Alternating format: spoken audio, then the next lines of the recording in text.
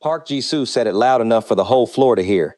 You are blocking the Vandermeer display. Move! Move! Celeste Monroe did not move immediately. Not from defiance, just because she was finishing a note for a client who had asked her to remember which earrings her daughter had been admiring. She finished the note. She folded it. Then she looked up at Jisoo, and Jisoo looked back at her with the expression of a woman who had decided years ago that certain people were decorative problems, and Celeste Monroe was one of them. Celeste moved. She went back to her corner of the floor, the corner that Jisoo had assigned her on her first day and had never once suggested she leave, and stood there in her uniform, hands at her sides, face giving nothing away. Outside the floor-to-ceiling windows of Hansel Maison, Cheongdam-dong moved through its Tuesday afternoon. Inside, the boutique hummed with the carefully manufactured tranquility of a place that considered itself better than most of the people who entered it. Celeste had been working here for 6 months. She knew every piece and every case. She could describe the sourcing of every stone, the weight of every setting, the name of every designer behind every collection. She knew which clients liked to be approached immediately and which needed 10 minutes to breathe before anyone spoke to them. She knew the Vandermeer display better than the woman who was telling her to move away from it. None of this mattered to Jisoo. It had never mattered to Jisoo. What mattered to Jisoo was that Celeste was 28 years old and black and from Memphis, and breathtakingly beautiful in a way that Jisoo found personally offensive. Not because of the beauty itself, but because of what the beauty refused to do, which was apologize. Celeste Monroe walked into that boutique every morning in her uniform, and she was stunning, and she knew it, and she wore it the same way she wore her name, without announcement, without performance, just as a fact about herself that she had long since stopped managing for other people's comfort. Jisoo had been trying to make her apologize for it for 6 months.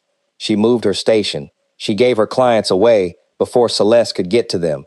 She assigned her cleaning duties that were not in her job description. She laughed at things Celeste said in the morning briefings. Not at the content, but at the act of Celeste speaking. Laughing in the way people laugh when they have decided that a person's voice itself is a kind of presumption. And every morning Celeste came back. And every morning she was exactly who she was. It was the most infuriating thing Jisoo had ever witnessed. That Tuesday afternoon was going to be the last one. Jisoo had already decided. She just needed a reason she could say out loud. The woman who would give her that reason arrived at 20 minutes past 2. Before we get into what happened next, and you need to know what happened next, I have a quick question. Where in the world are you watching this right now? What time is it there? Drop it in the comments because I love knowing how far these stories reach. And if you are not subscribed yet, please subscribe right now and hit that like button. It is 1 second of your time, and it means everything. Okay, back to the boutique. The woman who walked in was old. She was Korean, 70-something, and she was wearing a plain gray coat that had seen better decades and shoes that were practical rather than anything else. Her hair was silver, and her face was warm, and she walked into Hansel Maison at 20 past 2 on a Tuesday, the way people walk into places they have every right to enter, which is to say she just walked in. The door associate let her through. Technically, the policy required it, but the look he gave the floor told everyone what he thought. Jisoo clocked her from across the room and turned away. That was a whole language. That turn. Senior associate stiffened and found reasons to be occupied. The old woman drifted toward the cases on the east wall, and nobody moved. Nobody spoke. The boutique simply waited, collectively, professionally, for her to finish whatever looking she had come to do and leave. Celeste watched all of this from her corner. Then she walked across the floor. She didn't make it a thing. She didn't look around to see if anyone was watching, didn't square her shoulders, didn't perform. She just walked across the floor to where the old woman was standing and said, in Korean, that still carried Memphis underneath every syllable, "Welcome, ma'am. The Rio collection came in this morning. Would you like to see it?" The old woman looked at her. Her eyes were very dark and very clear, and she looked at Celeste the way people look when they are actually seeing someone rather than just looking at them. "I would," she said. They spent 40 minutes together. Celeste pulled pieces from the cases and laid them on the velvet trays and talked about them the way she talked about everything she loved, directly, without overselling, letting the thing speak and just providing context. The old woman asked questions that surprised her. Good questions. Questions about craft, provenance, and design philosophy. Questions that showed she understood more than she was presenting. Celeste adjusted, stopped explaining, and started conversing. The old woman smiled at the adjustment. She noticed everything. At the end of it, the old woman said she would like to buy 8 pieces. Then she said she didn't have her card on her. She had come straight from her grandson's office and left her bag there. Her grandson could arrange payment. She gave Celeste a name. Celeste didn't recognize it. She took the paper and went to Jisoo. Jisoo read the name. She read it twice. Then she looked up at Celeste with the expression of someone who has just found exactly what they were looking for. She has no money, Jisoo said. She's given me a contact name. She came in here with no card, no cash, and some name written on a piece of paper, and you spent 40 minutes with her. Jisoo's voice was rising now, not losing control, but choosing to let the whole floor hear. Do you know what that woman is? She is a time waster. She is an embarrassment. And you brought her here and sat with her and put our pieces on the velvet trays for her like she was a real client. She stepped closer. You want to know what you are, Celeste? You are the reason we have a dress code. You are exactly the kind of person who would think that woman belongs here. The floor was silent. Senior associates were very busy, not looking over. 2 clients near the Vandermeer display had gone still. Celeste said nothing. Her jaw was tight. That was all. Clean out your station, Jisoo said. You're done. She said it in front of everyone. She said it the way someone says something they've been saving, with satisfaction, with finality, with the small private pleasure of a cruelty finally permitted. Celeste stood there for 3 seconds. Then she nodded once and went to her station. She was not going to cry in this building. She had decided that 6 months ago, she took her things, her notepad, her client notes, the small photograph of her mother she kept tucked behind the register, a lip balm, a pen. She put them in her bag. She looked at the corner of the floor she had occupied for 6 months, which had never once been big enough for her, but which she had made work anyway. And then she turned and walked to where the old woman was still standing beside the Rio collection. I'm so sorry, ma'am, Celeste said quietly. I won't be completing your purchase. Someone else will help you. She paused. The pieces you kept returning to have orange tags. I think they're the right ones. The old woman looked at her. Then she reached out and took Celeste's hand in both of hers. Her hands were warm. God bless you, my child. Good things, she said, very quietly. Come to people who deserve them. Celeste pressed her hand back. Then she walked out, into the Cheongdam-dong afternoon, into Seoul, into the strange open air of a person who has just lost something they needed and is trying to figure out what comes next, and is not going to do it on that pavement in front of that boutique. She was 2 blocks away before she stopped walking. She put her bag down on a bench and sat beside it and looked at a piece of Seoul that was going about its business without caring about her situation at all, which was somehow comforting. Her phone buzzed. Dara, from Memphis, who had followed her to Seoul and was currently in a music studio in Hongdae, pretending to care about anything other than what Celeste was doing. How was your day? Celeste typed back. I got fired. 3 seconds. I'll bring food. Inside the boutique she had just left, the old woman was standing very still beside the Rio collection. She looked at Jisoo. Jisoo, who had already moved on, who was straightening a display that didn't need straightening because victory made her restless, felt the look and glanced up. The old woman said, that girl was the only person in this room worth anything. Jisoo blinked. And you just fired her for being kind. The old woman reached into her coat pocket. She took out her phone. A very good phone. Celeste would have recognized the model, and made a call. 2 rings. Someone answered. She said, in Korean, 4 sentences. Then she ended the call, put the phone away, and looked at Jisoo one more time. Enjoy your afternoon, she said pleasantly, and she walked out. Jisoo stood beside the display she'd been straightening and felt, for reasons she couldn't immediately name, like she had missed something. Something important, something that had walked through that door, and she had not recognized it, and now it was gone. She shook it off. She turned back to the floor. Everything was exactly as it should be. She had no idea. Han Woo-jin was in the middle of a presentation about 4th quarter projections when his phone lit up with his grandmother's name. He picked it up without looking at the room because there were people he interrupted meetings for, and his grandmother was the only one. Halmoni. She spoke for 3 minutes. He listened. His face, which was already a difficult face to read, sharp and still, the kind of face that made people in boardrooms careful, became even less readable. But his assistant Kang Min, who had worked beside him for 4 years, was watching his hands. His hands had stopped moving. Kang Min noted this. When she finished, Woo Jin said, "Thank you for telling me." He ended the call. He set the phone down. He looked at the presentation on the screen, the fourth quarter, the numbers, the projections. And then he looked at Kang Min. The Cheongdam Boutique, he said. A sales associate named Celeste Monroe was fired today. Find her. Don't tell her why. Kang Min left the room. The presentation continued. Wu Jin watched the numbers on the screen and thought about what his grandmother had said, which was not complicated and was not long, but which had the particular weight of something said by a woman who did not exaggerate and did not speculate and had been watching people for 74 years and was rarely, if ever, wrong about them. She spent 40 minutes with me, Wu Jin. She talked about the pieces like she loved them, like she genuinely loved them, and when they fired her, she came and found me first, to make sure I had what I needed. She was the one who'd been fired, and she came to check on me. He thought about the boutique. He had built Hanso Maison to be the definitive luxury jewelry destination in Seoul. He had spent money and time and years on its aesthetic, its inventory, its positioning.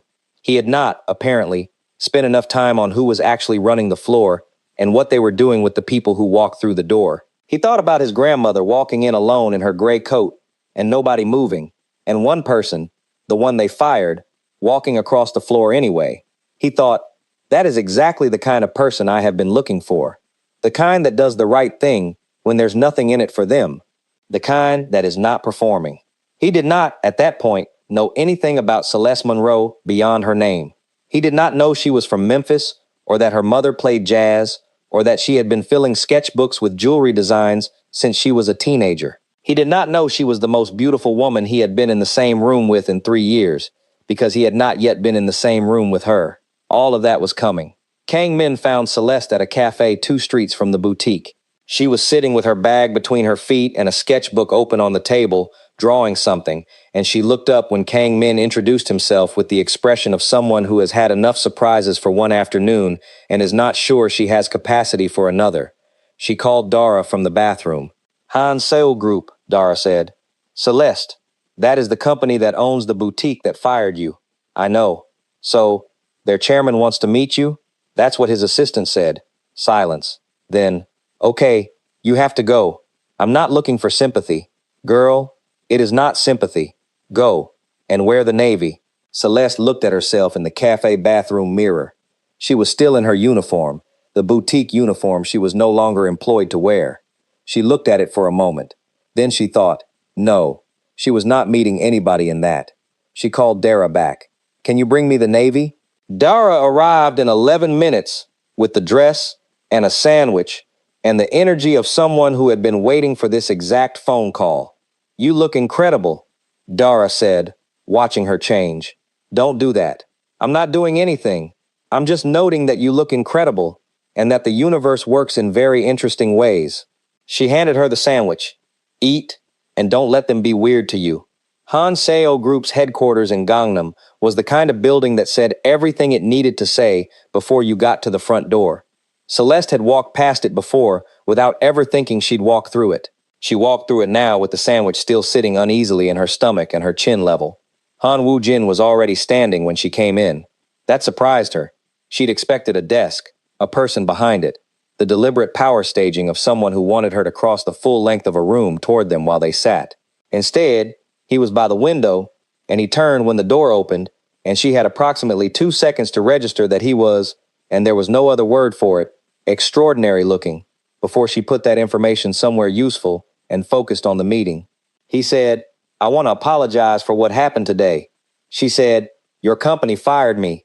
Yes, that's what I'm apologizing for. Apologies are nice, she said. They don't pay my rent.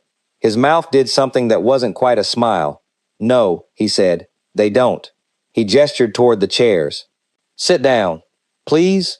They sat. He told her what his grandmother had told him. He was direct about it. No preamble, no softening. His grandmother had been visiting the group's retail locations for 3 months, unannounced, to observe how staff treated customers who didn't appear wealthy. Celeste was not the first person she'd watched be humiliated in one of his boutiques. She was the first person she'd watched respond to it the way Celeste had. By crossing the floor anyway. By going back to find his grandmother before she left. By checking on her when she was the one being hurt. I would like to offer you a position, he said. Doing what? Celeste said. He paused. What were you doing at the cafe when my assistant found you? She looked at him. Drawing. What were you drawing? She reached into her bag. She pulled out the sketchbook and put it on the table. Not because she felt like she had to. She did it because something about the way he asked the question made her think he actually wanted to know. He opened it. He turned the first page. The second. He slowed down on the third and didn't speed up again. Celeste watched him work through it and kept her face neutral and her breathing even. She had never shown this to anyone in Seoul. She wasn't sure why she was showing it now. She told herself it was because he'd asked, which was true, and not because something about him made her want to, which was also true, and more complicated. He closed the sketchbook. He looked at her. You've been designing since when? Since I was about 16. And you were working as a junior sales associate. Yes. Did anyone at the boutique know about this? Nobody asked. He sat back. He looked at her in a way that Celeste could feel. Not uncomfortably, just completely, like she was something he was genuinely trying to understand. Most people looked at her and saw the surface and considered themselves done. He looked like he was still going. I have a position in the design development team, he said. It's entry level. That is not a comment on your ability. It's where everyone starts, and the team is good. And if your work is what this sketchbook says it is, you won't stay entry level long. He paused. My grandmother would also like to properly meet you. She's at the house tonight. I'd like you to come. Celeste looked at him. Dinner? Yes. With your family? With my grandmother and me. She considered this. Not performing consideration. Actually thinking about it, which was a thing he was already noticing about her. The way her thinking happened visibly behind her eyes, rather than in the careful management of her expression. Okay, she said. He had her card made that afternoon. Celeste Monroe. Han So Design Development. She held it in the elevator on the way down and thought, well, Memphis to Seoul to this. Her mother would have laughed. The good kind of laugh. The kind that meant, of course, baby. Of course. The house in Hanamdong was large and warm and full of the particular atmosphere that comes when someone with real taste has cared for a space for many years. Madame Han met her at the door. Come in, dear, she said. Come in, come in. I've been thinking about you since I left that boutique. They had dinner at a round table.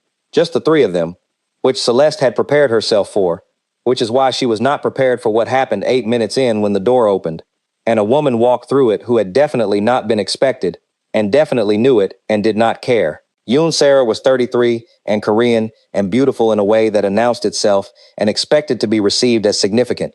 She had the ease of someone who had decided, somewhere around 25, that ease was something she deserved, and had been performing it so long it had almost become real.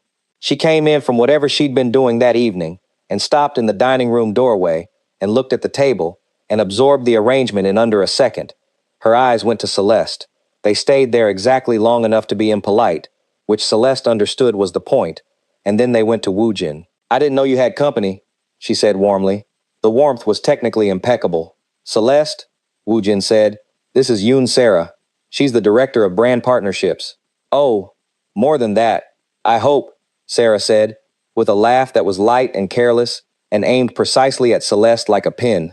Celeste said, nice to meet you. She meant it as nothing. She said it to be polite, but she was watching. She was always watching. She'd learned to watch in 6 months of being watched at that boutique, and what she saw in Sarah's face when she said it was something she filed away and didn't take out again until later, when it mattered. Madame Han, who had been observing all of this from her chair with her soup spoon raised and a placid expression, said, Sarah, have you eaten? There's enough. I'm fine, Sarah said. I just wanted to stop by. She looked at Celeste one more time. Enjoy your evening. And then she left, which was also a language, the exit as deliberate as the entrance. When her footsteps faded, Madame Han set her spoon down and looked at her grandson. She knows, she said simply. Wu Jing, how many? I'm 82. I'll say what I observe. You're 74. I'm saying what I observe. She picked up her spoon again. Celeste, dear, try the jjigae. I made it myself. My grandson cannot cook to save his life, which is something I have failed at correcting. Celeste tried the jjigae. It was extraordinary. She said so honestly, which made Madame Han point at Wu Jing with her spoon and say, she's genuine. Look at that. She's just genuine. Wu Jin looked at Celeste. Celeste looked at her soup, but she was smiling. The design team was not easy. Nothing Jisoo had done to her was subtle, but it was also loud, obvious cruelty, the kind you could see and name. What the design team gave her was the quiet version, the kind that works through omission, meetings where she wasn't copied, conversations that stopped when she approached. The particular silence of people who have decided someone is an outsider and are communicating this through the specific texture of how they handle a room when that person enters it. She knew where it came from. Sarah had been busy. Celeste didn't know the details yet. She would, eventually, but she could feel the shape of it. The rumor wasn't hard to guess at. She'd arrived at the company through the chairman's personal intervention. She'd had dinner at his house. She was a black woman from America working in Korean luxury design, and none of that required imagination to weaponize. People didn't need facts. They needed a story that made sense of something that made them uncomfortable, and Sarah had given them one. Celeste did what she always did. She came in early, she did the work, she did it better than was asked and more quietly than was necessary, and she waited for the work to be louder than the story about her. She filled every brief she was given. She also, on her own time, started developing a concept piece, something she'd been thinking about for weeks. A collar necklace, built around the way Soul Light looked in October. The specific quality of it, the way it made surfaces look like they were lit from inside. She worked on it at her desk because she'd run out of room in her sketchbook, and she'd run out of patience for doing her real work in hiding. 3 weeks into the job, Woo Jin did the quarterly design team walkthrough. Standard, scheduled. Everyone knew he was coming. When he got to her station, he stopped. He looked at the concept piece on her desk. He picked it up and looked at it for, she counted, 11 seconds. Then he said to the design development lead, "Work Celeste into the Rio response team." And the room recalibrated. She felt it, the exact moment when the temperature changed, when people who had been carefully not looking at her started very quickly looking at her. Not warmly, but looking. The lead said, "Of course." Woo Jin set the piece back on her desk. He didn't look at Celeste again. He moved on to the next station. She sat very still for a moment after he left her section. Not because of what he'd said. She knew what the work was. She knew what it was worth. But because someone had picked it up. Someone had actually picked it up and looked at it and said the thing that happened next. She called Dara at lunch. "Oh my God, Dara. He saw the piece. And he put me on the Rio response team." Silence. Then, "Celeste. I know. Celeste. I know, Dara." What she didn't say, what she wasn't ready to say yet, even to Dara, was the other thing. The thing that was getting harder to file in the professional category, where she had been determinedly keeping it since the first dinner. The dinners had kept happening, not because he arranged them. Madame Han arranged them, with the cheerful, unrepentant transparency of a woman who had stopped pretending she wasn't matchmaking decades ago. Every week Woo Jin had dinner with his grandmother, and twice in the first month Celeste arrived to find herself already expected, her place already set, Madame Han emerging from the kitchen saying, "Oh dear, good, sit down, it's almost ready," as if the specific coincidence of the timing was entirely accidental. Woo Jin, across the table those evenings, stopped performing the distance he'd been maintaining at the office. Not because he chose to drop it, more like the particular atmosphere of his grandmother's dining room made it impractical. Madame Han asked questions and expected real answers and did not accept fine as a response to anything. And in that environment, performance was simply too expensive. So, they talked. He told her about building the company from the ruin of his father's, not the polished version he gave to journalists, but the real one, the scared version, the years when he was 23 and working 16-hour days and genuinely didn't know if it was going to hold. She told him about Memphis, about her mother's hands on the piano keys, about the drawings she used to sell in high school for lunch money, about the fellowship that brought her to Seoul and the feeling, when it ended, of being unable to leave a city that had decided to keep her. He listened the way almost no one listened, completely, without preparing his next sentence while she talked, following where she went, rather than waiting for her to get to a point he'd already decided mattered. One evening he walked her back to the train station. They'd walked from the house. It wasn't far. Seoul in November was cold and clean. And at the entrance he said, "I'd like to take you to dinner. Just us." She looked at him. "Your grandmother arranges dinners." "I know.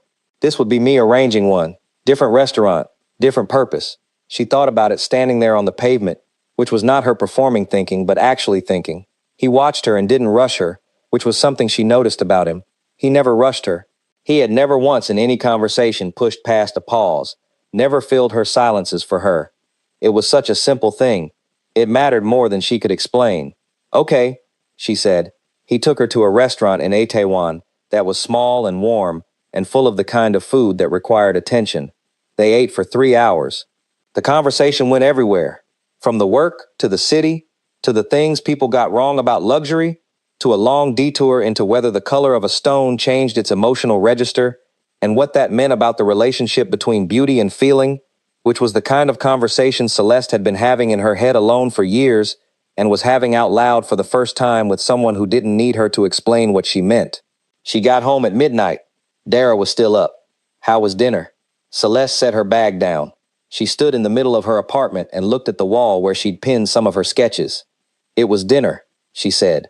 Dara, who had known her since they were 11 years old in Memphis, said, "Mm-hmm. Don't." I didn't say anything. I can hear what you didn't say.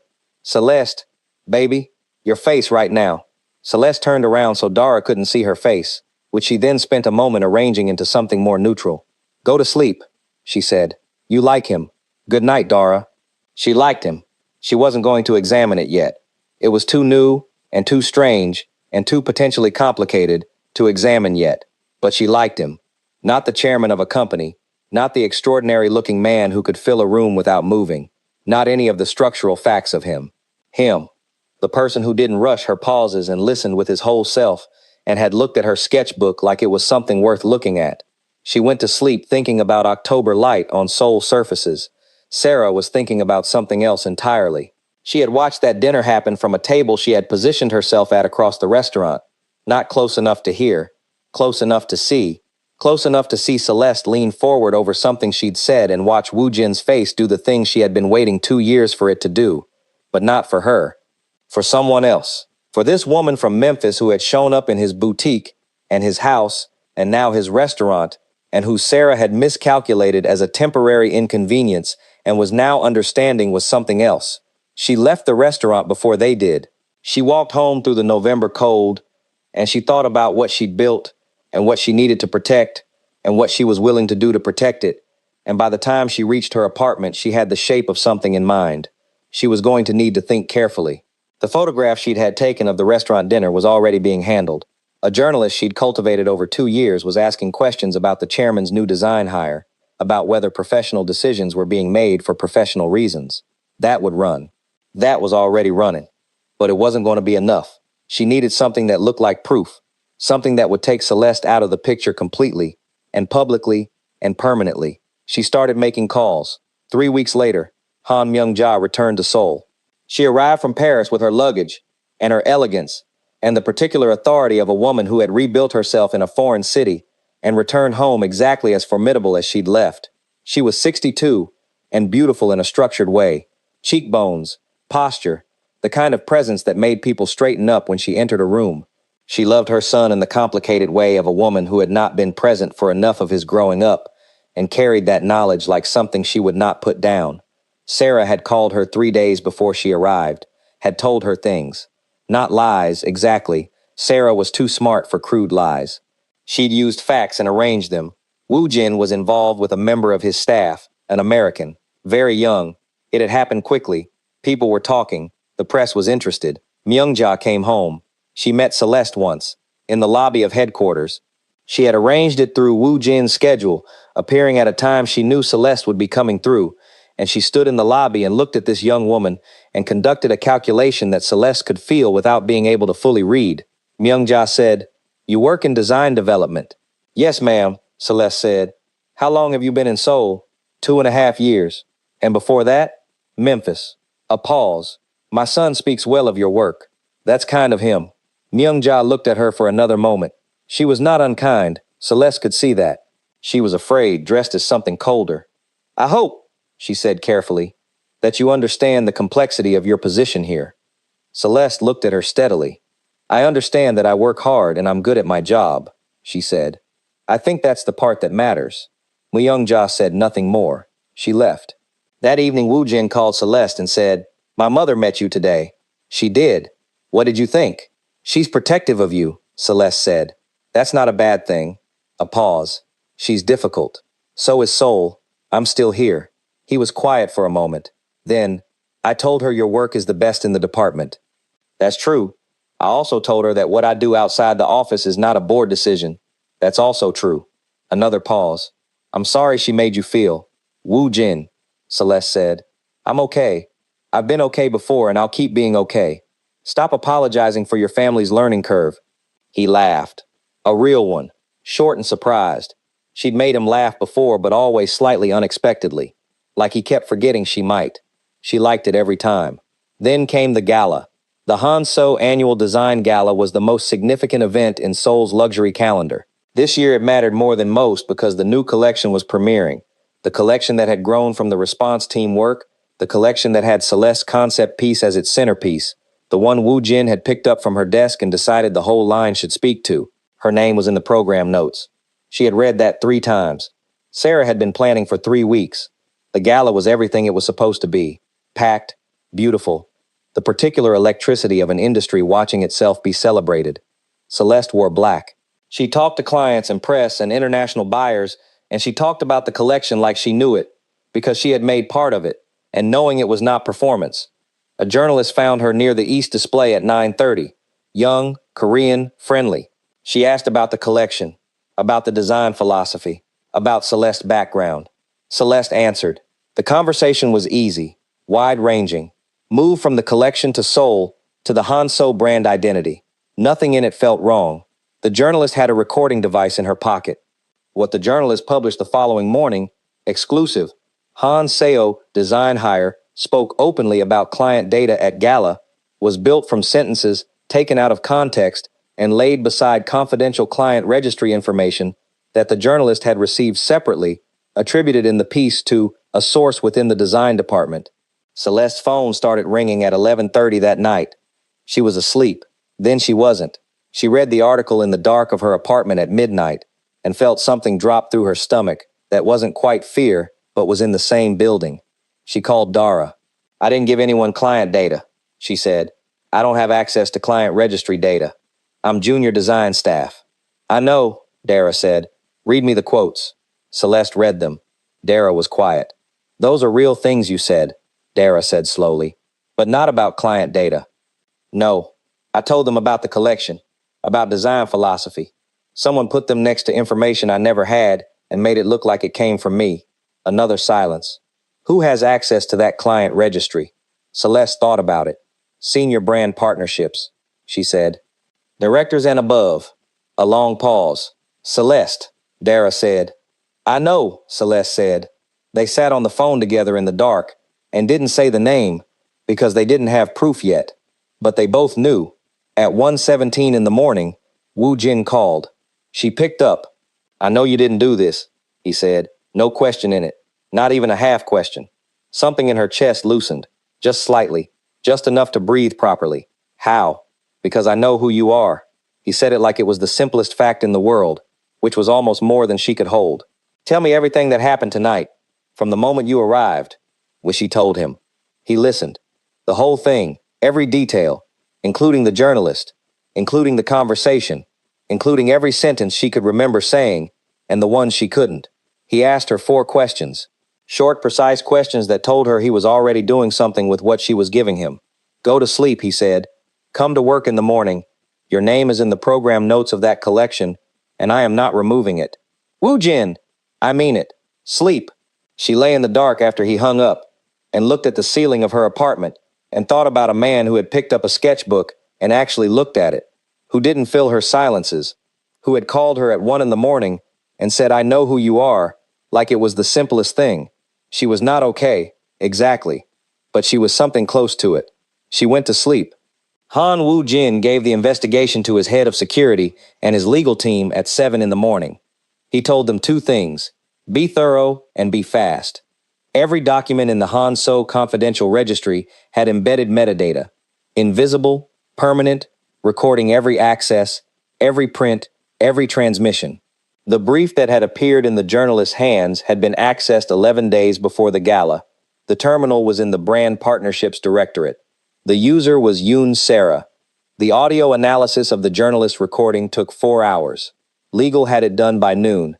Celeste had talked about design philosophy. She had talked about the collection.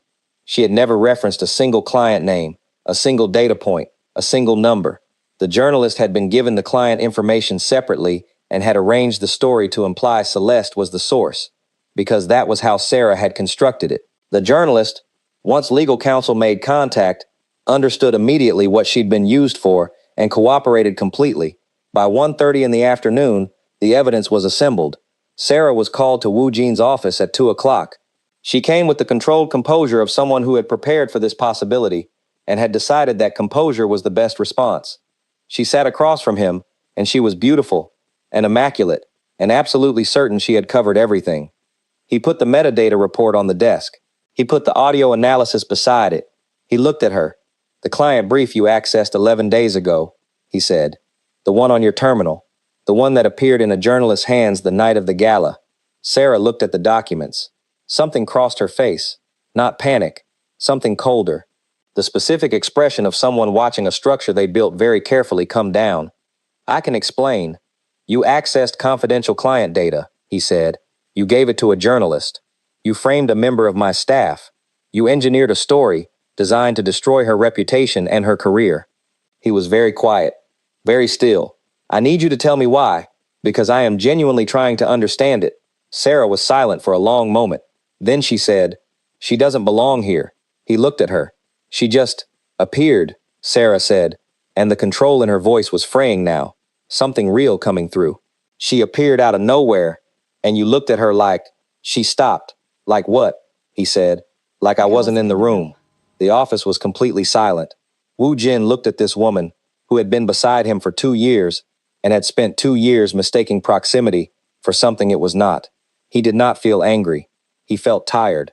The deep, particular tiredness of someone who has been deceived not by a stranger but by someone they trusted, even a little. "You're terminated," he said. "Legal will be in contact about the data breach. I would recommend full cooperation." Sarah stood. She gathered herself. It was almost impressive how quickly the composure reassembled. "She's going to break your heart," she said at the door. "Girls like that always do." "You don't know anything about girls like that," he said. "You've never met one." She left. He sat in the office for a while after. Then he made 2 calls. The first was to his head of retail operations. The second was to his mother. He went to the Cheongdam boutique the following morning. Jisoo was on the floor when he arrived. She knew who he was. Of course she did. And she moved toward him with a professional smile and the particular body language of someone who has done nothing wrong and is very sure of it. He asked for the staff to assemble. They came, everyone, corner to corner, the full floor. He said, "My grandmother visited this location 7 weeks ago. She was in her 70s, and she was wearing a plain coat, and she came in alone, and nobody spoke to her for 40 minutes. One staff member crossed the floor to help her. That staff member was fired the same day." The floor was very quiet. "The woman you fired," he said, "is currently a member of my design development team. Her work is the centerpiece of the new collection. Her name is in the program notes of a gala that most of you would not have received invitations to." He looked at Jisoo. "You fired her for treating my grandmother like a person. You fired her on the floor, in front of clients, in front of staff, in a way designed to humiliate her." He paused. "You're dismissed. Collect your things." Jisoo stared at him. "Now, please," he said. She went. And the room watched her go, and nobody said anything, and the boutique absorbed the silence like it had earned it. He stayed for another hour. He walked the floor. He talked to the remaining staff about what the brand standard actually was, not the version Jisoo had been running, the real one. He was calm and direct and thorough, and when he left the boutique, it felt different than it had when he arrived, lighter somehow, like a pressure had been released. That evening he went to Celeste's apartment with takeout from the Korean-American fusion place near the Han River that she'd mentioned once, 4 months ago, that she liked. She opened the door and looked at the food, and then at him. "How did you know I liked that place?" "You said it once. In October. We were talking about the color temperature of the new cases, and you mentioned you'd walked past it, and it smelled extraordinary, and you'd never gone in." She looked at him for a long moment. "You remember things I say?" "I remember everything you say," he said. "You should probably know that." She stepped back. He came in. Her apartment was warm and close, the walls pinned with sketches, the table covered in sketchbooks, new ones, the work of someone who had been opened up, who had found their room and was filling it. He looked at the sketches while she found plates, and he thought about the 11 seconds he'd stood holding her concept piece at her desk. The moment he'd understood that the answer to something he'd been asking himself was already inside his company, at an entry-level station, going unrecognized. They sat on the floor because the table wasn't usable. She'd lit a candle at some point, without making it a thing. The food was good and the conversation was easy, and somewhere around the second hour she said, about something else entirely, "I'm not going anywhere, you know. People have been trying to get rid of me since I got here, and I'm still here." He looked at her. "I know. I want you to know I know," she said. "I'm not fragile about it. I've been not fragile about it for a while. I know that too," he said. "It's one of the things." He stopped. She looked at him, waited. "It's one of the things," he said, and then stopped again, and she saw him doing something unusual, which was struggling. Not for words. He had words, for the courage to deploy them, and she found, watching him, that this was the thing that finally got to her. Not the dinners or the sketchbook or the restaurant in Itaewon. This, a man who could command a boardroom, who could fire someone with the stillness of a mountain, sitting on her apartment floor unable to finish a sentence about her. "Woo Jin," she said. "Yes. Say the thing." He looked at her. "You are the most honest person I have been in a room with since I started this company," he said. "You are the most talented person in my design department. You are—" He stopped again. "I don't know how to say this without it sounding like a list." "Lists are fine," she said. "I like lists. I grew up in a house where my mother made lists about music. Which notes went where?" She looked at him. "Finish the list." "You are the first person in 3 years who makes me want to actually be somewhere," he said. "Not manage it. Not run it, but be in it, wherever you are." The candle between them burned. "Okay," she said. He smiled, and it was the real one. She'd seen glimpses of it before, but never the full version, which turned out to be devastating. "That means yes," he said. "It always does," she said. 6 months later, the launch of the Worthwhile collection. Celeste collection. Really hers now. Her name in the program, her concept fully realized in 32 pieces that had been reviewed by international buyers and received the kind of coverage that companies spend years trying to manufacture. Madame Han was in the front row. She was wearing the Rio piece Celeste had shown her in the boutique, which had quietly appeared in her jewelry box 2 weeks after that afternoon. She had not asked how it got there. She had put it on and said nothing, which was its own kind of gratitude. Ham Young-ja was 4 seats down. She had called Celeste the week before, not to apologize exactly, which Celeste understood wasn't quite in her vocabulary, but to invite her to lunch, which was adjacent to an apology and good enough. They'd had lunch. They'd talked.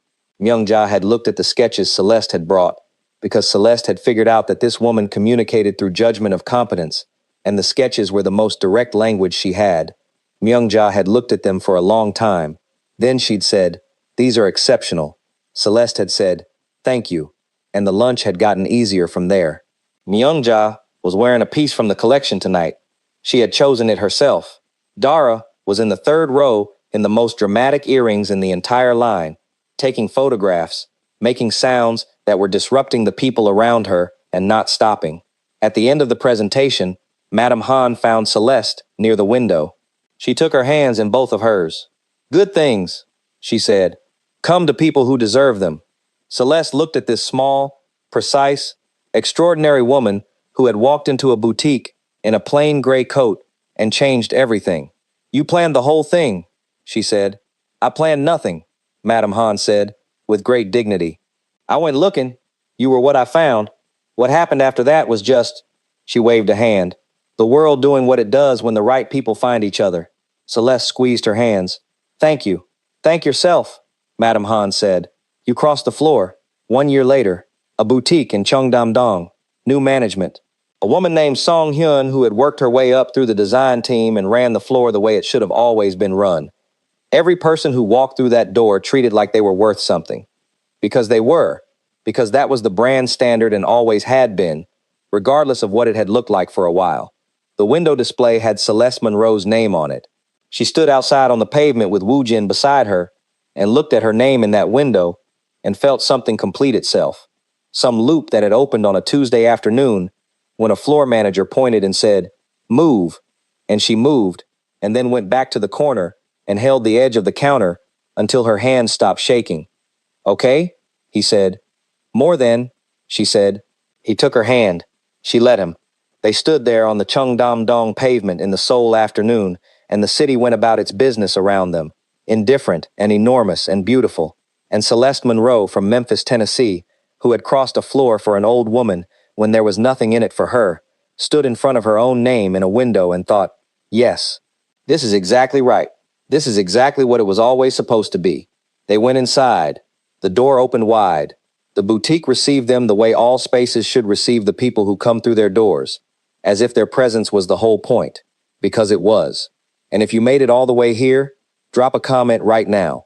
Tell me which moment hit you hardest. Was it the firing, the sketchbook, the call at 1 in the morning? I need to know. And if you haven't subscribed yet, do it right now before you click away, because the next story is already coming, and it is worth being here for. Every single time.